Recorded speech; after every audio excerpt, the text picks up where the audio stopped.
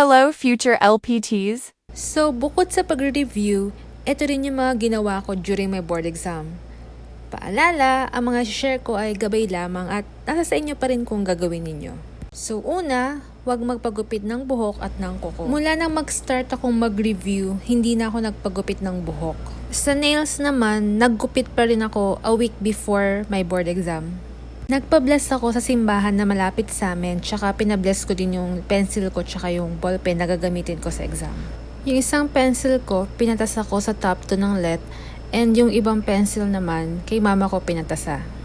At syempre, ang paborito ng lahat, red underwear. Syempre, nag-red socks din ako and red ponytail. Pagpasok nyo naman ng room, kailangan right foot ang ihahakbang nyo. Right foot para right answers. I-tap din daw yung board pagpasok para tap the board, top notcher. Iwasan nyo rin na malaglag yung lapis na ginagamit nyo during the exam. If nalaglag, gamit na lang kayo ng panibagong lapis. After exam, pwede nyo namang i-donate na lang yung lapis na ginamit nyo. Huwag nyo nang putulin. After ko mag-exam, ang ginawa ko, sinipa ko ng very slight lang yung inupuan ko. Yung hindi makakastorbo sa mga nag-exam pa. Huwag na daw lilingon once na makalabas ka na ng room. Kaya make sure na kompleto lahat ng gamit mo at wala ka nang naiwan.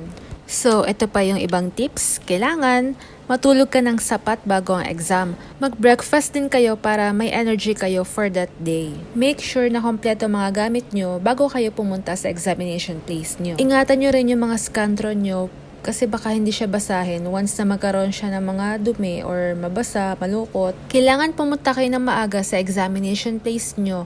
At pag nagsasagot naman na kayo, take your time lang. And most importantly, pray before and after taking the exam.